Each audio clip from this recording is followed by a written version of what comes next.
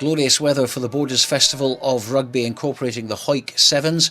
And these are the quarter-final results. Melrose too strong for Selkirk. Heriot's knocking out the hosts. Watsonians comfortably home against Hoyt Force. And Boroughmuir taking the scalp of Gala.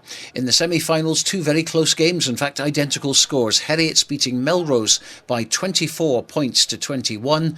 And in the other tie, it was Watsonians getting revenge from what happened in the Gala Sevens. They also won by that 3-point margin. And so it ended up being an all-Edinburgh final. Heriot's against Watsonians, and your commentators Stuart McFarlane and Dale Clancy. It's a quick tap and go then for Watsonians. Away they go through Jack Ferguson up towards halfway, and this is good work here from McKean on the deep lying position. Scott McKean is not going to be caught. The tackle couldn't stop him, and Scott McKean, first blood then to Watsonians. We've played 45 seconds of the first half, and Scott McKean showing the Heriot's defence a clean pair of heels there. Watsonians now through Jack Ferguson, back inside towards Mike Feddo. Mike Feddo is the breakaway runner, and Mike Feddo escapes the tensions of Stingle this time, and Feddo is underneath the posts, and Feddo touches down for a second Watsonians try. Across on the left hand side they've got some options, including Donald Crawford, who's had a quiet half so far, but Crawford's going to change all that. Crawford's going to be in for a response for Heriot's. The backtracking runner there was Jack Ferguson. Crawford couldn't get underneath the posts, but he has responded there, and Heriot's have got their first points on the board. And it's Ewan Miller now who's found a little bit of space to see if he's got the legs on Jones, and he's found McKill inside, but he's tracked back by Donald Crawford, but McKill's going to have the legs to go in at the other end, and Watsonians hit straight back. Yeah, excellent try there from McKill, and Watsonians team effort there. The ball initially won by Ewan Miller from the restart kick. Harris with the orange red boots. That's swinging in quite nicely and is successful, and gives us a half-time score of Watsonians 19, Heriot's 5. It's worked its way out towards Robertson. Robertson down the stand side, not forced into touch, is able to beat the Scott McKean there, and Heriot's are going to be in for a try there as McKean couldn't stop Craig Robertson. It was in there for Donald Crawford, and Crawford's over for the try, and Crawford then has reduced their ears somewhat, with Heriot's now on the 12-point mark. Watsonians 19, Heriot's 12. It's Drewer just charging up towards the 22, and he's got Robertson in support, who's picked up the ball, dancing in one hand, and he's looking to fend off a few players, and Tom Wilson's there in support, and he passes back inside to Donald Crawford. A lovely pass out the back door, and Crawford's going to go in even though Ewan Miller was there. Ross Jones making no mistake with that conversion attempt. Back in field, Watsonians have got three men across, a 3-2 situation, but Robertson is able to block off this Watsonians challenge. McKean goes in, just had a little bit extra help there as McKill on the angle. McKill still is going up and over halfway. McKill straightens up, he's got a real turn of pace, this man. McKill is eventually tackled there by Jones, he's able to offload. It comes back now towards Jack Ferguson. Ferguson spins and turns, there's a full 360 inside the 22. It's Heriot's 19, Watsonians 19. We're midway through the second half, 7 minutes each way, and a yellow card has been shown, so we've got a little over a minute left to play. It's picked up there by Ali Harris, and Ali Harris then has surely, by touching the ball down, secured the silverware for Watsonians here at Hoyt this afternoon. 29 points to 19 with the kick to come. But the referee, Ross Maben, signals that it's the end of the final, and Watsonians, having lost in 2016 and 2017 here in the final, will collect the silverware, and that's their first victory at Mansfield Park in the Hoyt Sevens since 2004. Pretty gutted. We thought we had it in the final. I think the second half we came back and drawing maybe, but the two yellow cards were killer. But overall, like a great improvement from last week at Melrose going out first round, and the Gala Sevens didn't play too well, so no, we're really happy to get a few ties under our belt and score some good tries. Something that the club take a lot of pride in is the Sevens circuit, and every year we commit to going to each event in the circuit, and last year was the first year in a long time that we managed to win the Kings, and I think, as you say, we've got a little bit of momentum now. A little bit of belief is the main thing, just to see out games. Today again we were running close a few times, but I think boys just have cool heads and have a little bit of belief that we can get over the line. And I suppose at one stage you were the pantomime villains knocking out the hosts. Yeah, I know, you've seen the stand emptied quite quick, so I don't know how popular we were in the final, but yeah, that was a big game. We really enjoyed that one, played some good sevens. You know, we played to our structures and we deprived Hoyt of the ball, so yeah, we're really chuffed with that one. I think the main goal will be thinking about Kings and getting as many points as we can, and hopefully the legs can keep going, because it does take a toll. I was feeling a little bit slow today. Probably the final was the best I felt all day. Just I think the adrenaline got us through, but yeah, we'll see how we go. This is the first of 2 double weekenders. Stuart Cameron has news of what happened at Scremerston. Not quite as warm as at Hoyt, but the Beric Sevens took place at Scremerston. Well organised as usual. They went for the pool system. Winning Pool 1, it was Melrose. Pool 2, Watsonians. Pool 3, the winners were Peebles. And Selkirk went through in Pool 4. So the semi-finals, the first tie, it was Watsonians against Melrose. Watsonians winning that by 33 points to 14. In the second tie, it was a lot closer than a lot of people thought. Selkirk winning out by 12 points to 10. And so to the final, and it was Watsonians against Selkirk. Watsonians going for their 3rd win on the trot in the K7's tournaments. And your commentator for this one, Bruce Miller. Looks for space over on the far side. Step off his left and right foot there by Ewan Fox, who went off in the semi-final. We thought we might not see him in the final, but good work there. And spinning out of tackles that really should be made there by Selkirk. Takes play up towards the Selkirk 22. And there goes Richard Cook for Selkirk, trying to win possession at the breakdown. Can't do so. So Watsonians now bring play across to the stand side. Through the hands there of Andrew Skeen. Finds Charlie McKill, who takes it into contact on the Selkirk 10-metre line. Skeen then clears the breakdown through the hands of Ali Harris, finds Willie Thompson, who's an outstanding afternoon. There looks for the runner, finds it in the shape of Mike Feddo, running hard there, arcs away across towards the corner, dives over for the first score of the final. So quick tap there by Selkirk from the penalty on their own 10-metre line. Out again there to Kieran White, steps off the right foot. And then back through the hands there of Clapperton, untidy there, he's dropped the ball there. Skeen pounces on it, kicks the ball through towards that Selkirk try line. Back there goes Kieran White, does a great job of tidying up, little chip over the top there. Now, was he impeded? And the referee says yes, was playing an advantage there. He thought hard about it as Willie Thompson snapped that ball up there for Watsonians. But back he went. I think he was having a word there with his assistant. In fact, he has shown the yellow card, I think, to Andrew Skeen there. He's explaining to the referee why he shouldn't be shown a yellow card. But Skeen will go to the sidelines for the remaining 2 minutes in this half. We've played 5. No, in fact, it's not Skeen. It's Mike Feddo. Skeen just complaining about the decision.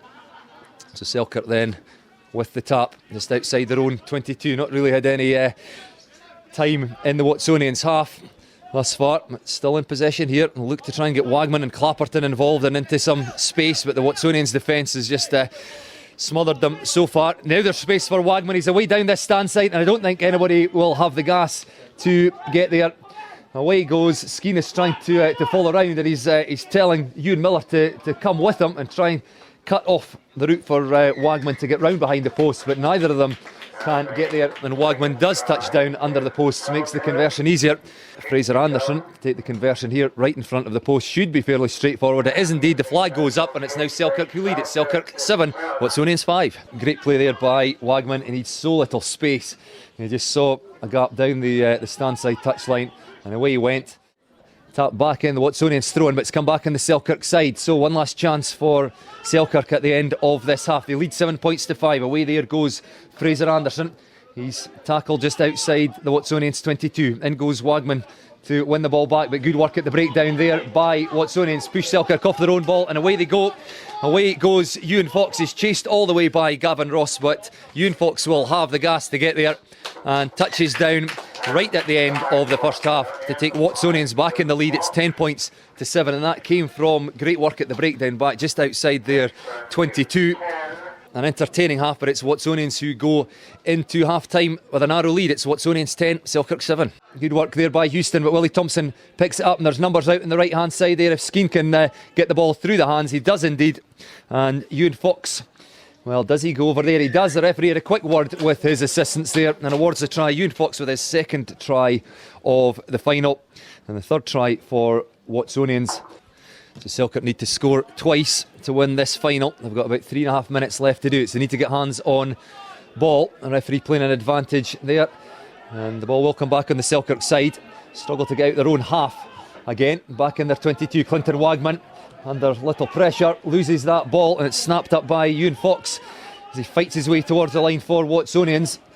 And back it comes there. Ali Harris, no options on the left, gives it to Willie Thompson. And then Ewan Miller cuts back inside. It needs to be dragged down by Richard Cook. Cook can't make the tackle, and in there goes Miller for yet another Watsonian strike. That could be the killer blow for Watsonians, with only 3 minutes left in this final. 2 quick fire tries for Watsonians. He should stroke this through the uprights with his left foot. He does indeed. So Selkirk 7, Watsonians 22, the scoreline in the final here at Beric with 2.5 minutes remaining. Yet another penalty to Selkirk here. The referee says they went back 10 from the previous one. So Darren Clapperton, the tap, has a look for some support. Under pressure there, tries to offload the ball and it goes loose. McKill tries to boot the ball. Can't quite connect. Skeen can't win the ball there. And as Selkirk try to get hands in it, they knock the ball on there, and that the last action of the game. So disappointment for the Border side. The Watsonians bandwagon rolls on. The final finish is Selkirk 7, Watsonians 22.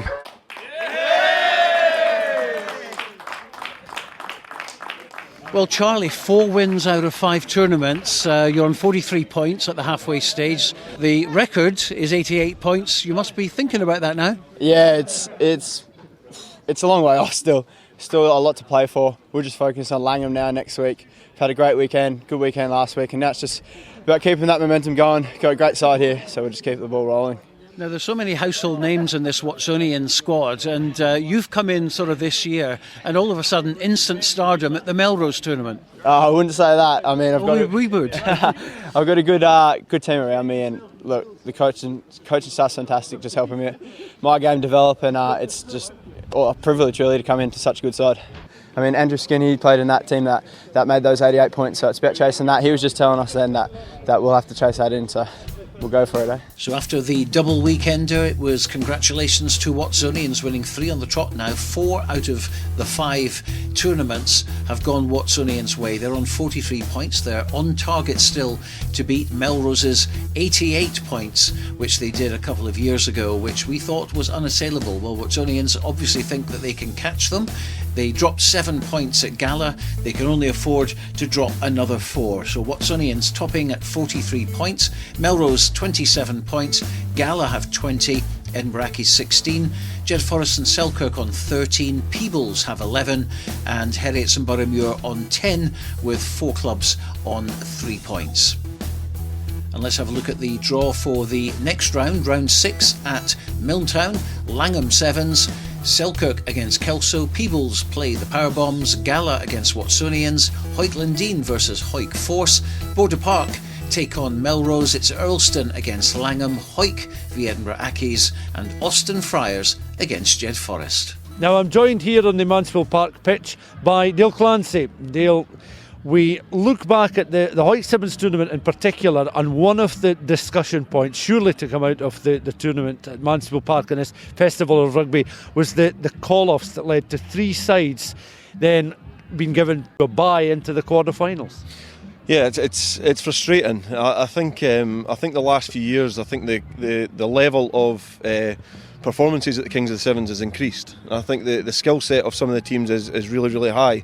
So sometimes when the draw comes out, if it's an unfavourable draw, it kind of does put players off, especially if they play volunteer and they play part time. But you know, we've had early call-offs, so 2 teams early on did get a bye through, and then we had 1 late call-off. And it kind of undermines it slightly. It can't be avoided at this stage. It's unfortunate with the fixture clashes, but something does need to change. And you know, some teams do trial pools. Some teams maybe don't invite the teams back again. But especially in the Borders teams really need to help back up and find a way to try and ensure that these teams still take part in some form. Now, we've seen teams come down before with 5 players, and then they've eventually scraped another 2 players from previous ties. So I don't know the answer, but I just think as a whole, I think the Kings of the Sevens concept needs a little bit of a revisit, because like, my personal opinion is the Border League was a great competition back in its day, but it kind of has run its course, I think. And there's a danger that the Kings of the Sevens could do something similar, because teams do get frustrated. Teams get frustrated with teams pulling out. teams get really frustrated with the draws because they look into the draws and find out that there's maybe a little bit of favouritism, which kind of undermines it as a competition. But you know, the level of skill that some of these teams do display is terrific, and you can see that today because of the level that Watsonians have been playing at. Winning Melrose Sevens, Heriot's really came to the fore today, and Melrose with a second string team, they were phenomenal as well. They really put in a good shift. So it's just unfortunate that on the other end of it, some of the teams have had to pull out because of other commitments. But then some other teams have committed as well, even though they've got duties elsewhere. But something does need revisited. I don't have the answer, but there's an answer somewhere, and I think a group of people need to look at it and see what the best way forward is for the Sevens Circuit and the Borders. We've heard in recent times from Mike Kerr and his concept of a squad of 12 with rolling subs. That's coming from obviously a Watsonian side that's and a club that's flying high at the top of the Kings. But clearly, again, a flip side to that is, as you mentioned, teams that are maybe turning up here with a group of 5 or 6 players because their club are still in 15s action. Yeah, look, there's a lot of teams playing today. Jed, Kelso, Selkirk, Peebles, they were all playing today, and they've all got different depths of squad. So you know, it's not their fault. It's just the nature of the fixtures that we play in. But you're true in what you say. Some teams will be able to get 12 players. Some today couldn't even get 7 players, which some people touch on social media. If you look over social media, people talk about it. But there is other teams out there. You know, I spoke to Mike Kerr. Mike Kerr said that their second team is going really well. Now they've got players in that team, Ewan Fox, Mark Bertram, like good players that are, have graced this Sevens Circuit before. So is it something that you have Watsonians and then at late minute, if they're able to, can they provide a second team to come down? So you've got the Myerside 7. The Power Bombs participated in Beric Sevens, and they've been at Peebles Sevens, they've been at Gala Sevens, they've been at competitions where they really can supplement the quality as well, because traditionally some teams have always been at the Sevens, but they might not be at the level what the Power Bombs can pull together. Now, is it something that teams look at? Why do clubs maybe not invite them more?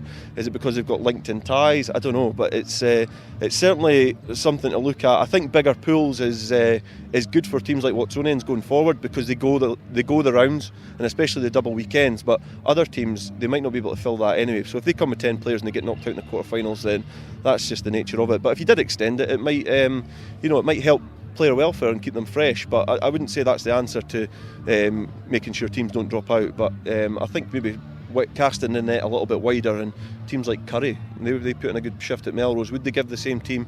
You know, it's just oodles and oodles of questions. You're not exactly coming up with an answer, but there certainly needs to be some sort of direction.